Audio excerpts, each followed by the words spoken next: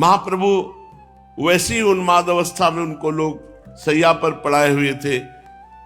बुद्धिमंत खां मुकुंद संजय दोनों धनियों ने जब सुना तो बड़े बड़े वैद्य लेकर के दौड़े दौड़े आए। ये बड़े धनिक थे, नाना प्रकार की मूल्यवान औषधियां साथ लाए।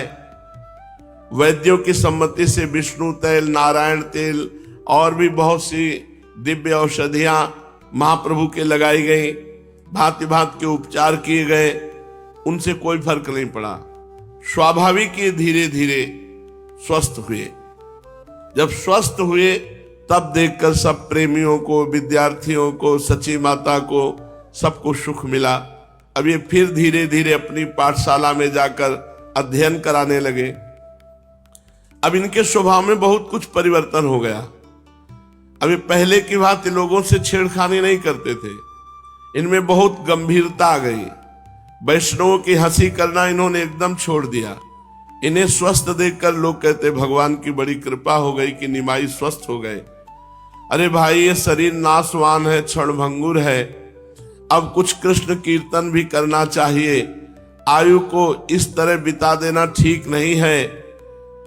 ये हाथ जोड़कर उन्हें प्रणाम करते, जो ऐसे ब्राह्मण लोग इनको शिक्षा देते।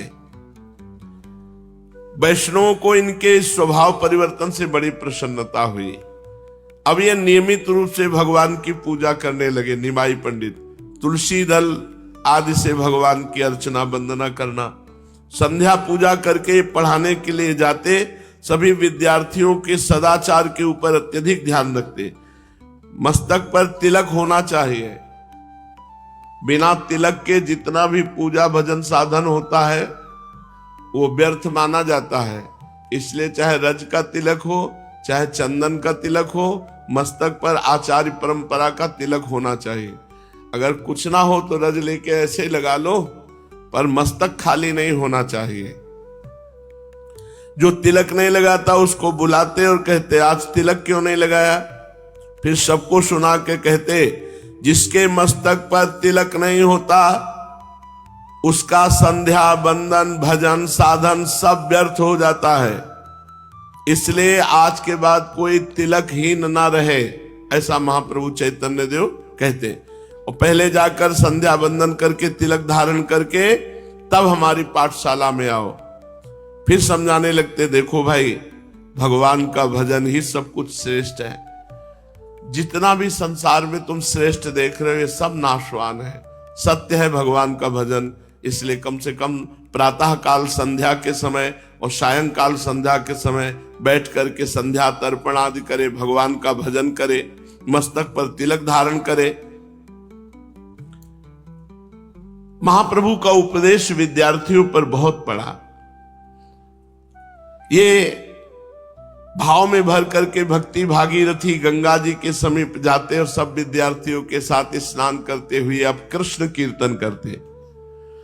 निमाई के हृदय में भक्ति के स्रोत का उदय हो गया। भक्ति भागीरथी अब नवद्वीप में बढ़ने वाली है, क्योंकि महाप्रभु का अब स्वभाव परिवर्तन हो गया। जहां चंचल स्वभाव था वहां गंभीर स्वभाव, जहां विद्वता थी वहां कृष्ण नाम कीर्तन, कृष्ण प्रीति। भक्ति तथा मुक्ति का प्रधान और मुख्य कारण है कर्म, निष्काम और सकाम भेद से कर्म दो प्रकार का है। सकाम कर्म से भोग प्राप्त होते हैं। जो बहुत अच्छे कर्म करने वाले सकाम हैं वो भूलोक, भुअरलोक, स्वर्गलोक बस यहीं तक जाते हैं। और जो निष्काम कर्म करने वाले हैं वो मोक्ष को प्राप्त होते हैं। जो हृदय प्रधान साधक है उन्हें निष्काम कर्मों के करते रहने से साधु महात्माओं में प्रीति उत्पन्न होती है। फिर महात्माओं के अधिक संसर्ग में रहने से उन्हें भगवत कथा में श्रद्धा उत्पन्न हो जाती है। भगवत कथाओं में श्रद्धा उत्पन्न होने से भगवान के गुणों में प्रीति होती है। भगवान के गुणों में प्रीति होने के बाद भक्ति उत्पन्न होती है और भक्ति ही अंतिम साध्य वस्तु है। भक्ति ही पराकाष्ठा है, जीवन की परम गति है। जिसके जीवन में भगवान की भक्ति आ गई उसका जीवन धन्य हो गया। जो मस्तिष्क प्रधान लोग होते हैं वो ज्ञान मार्ग के पथिक होते हैं और जो कर्मठ प्रधान होते हैं वो कर्म योग मार्ग के। ये 3 योग हैं, ज्ञान योग, भक्ति योग और कर्म योग। जो हृदय प्रधान वो भक्ति योग, जो मस्तिष्क प्रधान बुद्धि प्रधान वो ज्ञान योग, और जो कर्म प्रधान वो कर्म योग।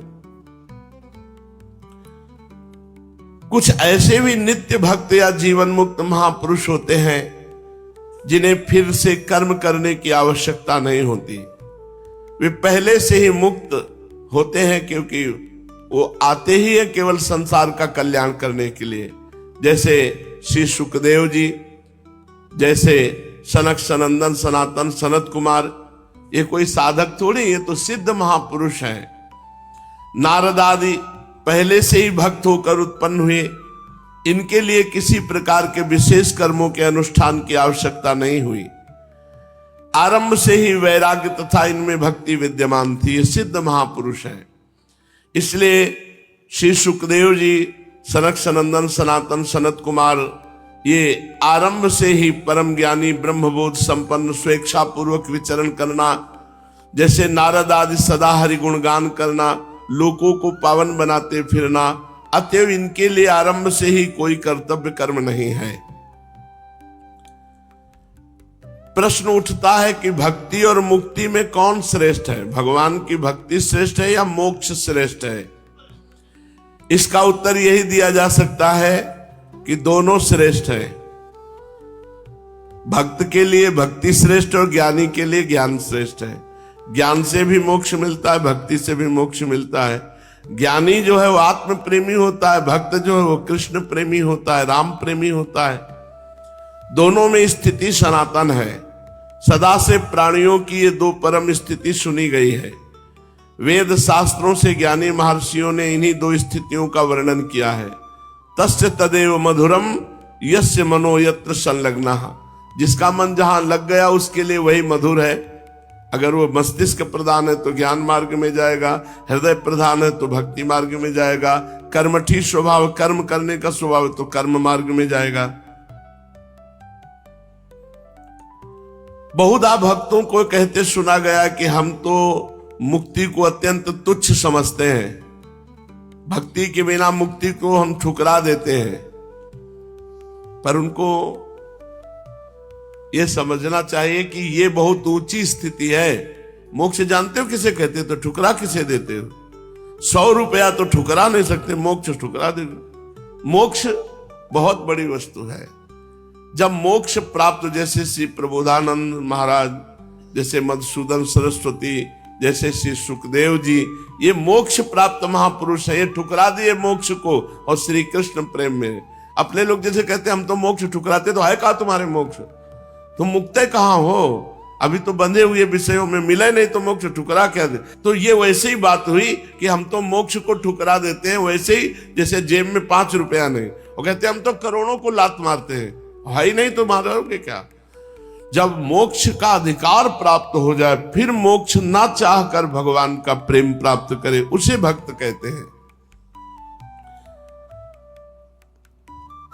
भगवान के मार्ग में ये 2 ही प्रधान मार्ग माने गए हैं, एक मस्तिष्क प्रधान ज्ञान मार्ग और एक हृदय प्रधान भक्ति मार्ग। ज्ञानी भी भगवान की आत्मा है और भक्त भी भगवान की आत्मा है। दोनों संसार के त्यागी हैं, दोनों सत्य के अनुरागी हैं, इसलिए इनमें से कोई छोटा बड़ा नहीं कहा जा सकता। महाप्रभु चैतन्य देव का जीवन भक्ति मार्ग का एक प्रधान स्तंभ है। उनके जीवन में शुद्ध भक्ति का परम पवित्र स्वरूप उदय हुआ। उसमें पक्षपात का लेश नहीं और दूसरे मार्ग के प्रति विद्वेष नहीं, किसी भी कर्म की उपेक्षा नहीं, संकुचित भावों की गंध नहीं। वहां तो शुद्ध प्रेम है। ज्यों ज्यों आगे बढ़ना चाहो त्यों ही त्यों अधिकाधिक प्रेम करो, यही शिक्षा उसमें प्रोत रूप से भरी पड़ी है। उनका नाम लेकर आज जो बातें कही जाती हैं वे चैतन्य देव की कभी हो ही नहीं सकती, जिनमें किसी आचार्य की निंदा हो, किसी भक्ति की निंदा हो, कभी नहीं हो सकती। इसका साक्षी महाप्रभु चैतन्य देव का प्रेममय जीवन है। सांप्रदायिक विचार तो पीछे के संकुचित बुद्धि वाले लोगों के मस्तिष्क से निकले हैं। अपनी चीज का नाम कोई चाहे जो रख ले, कोई रोकने वाला थोड़ी है। चैतन्य महाप्रभु का जीवन तो परम प्रेम में सभी को आश्रय देने वाला परम महान है। उसमें भला सांप्रदायिक संकुचित भावों का क्या काम। इनके हृदय में प्राणी मात्र के भावों का आदर था। अब निमाई पंडित का विवाह हो गया है।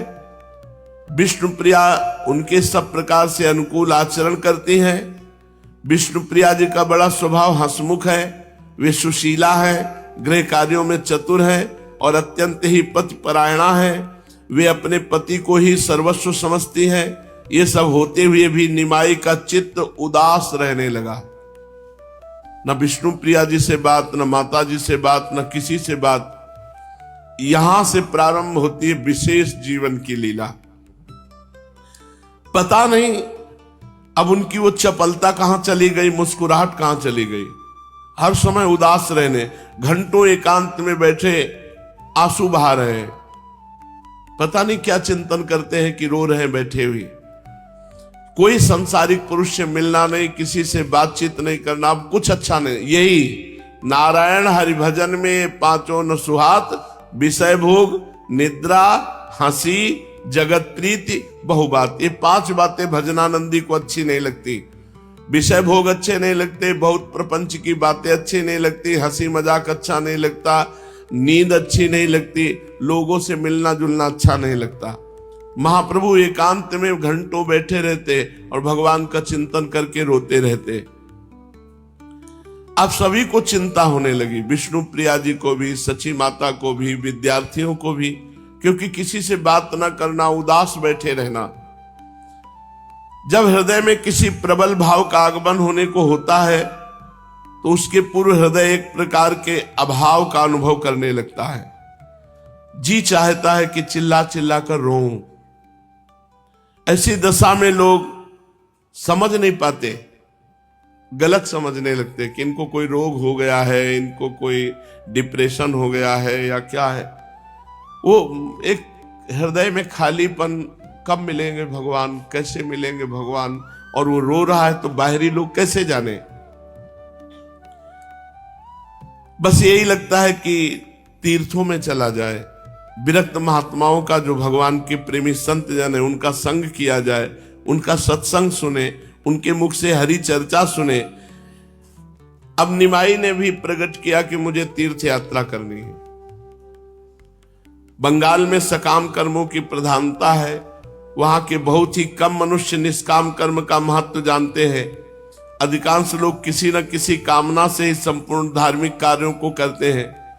सकाम कर्मों में पितृ श्राद्ध को बहुत बड़ा महत्व दिया गया है।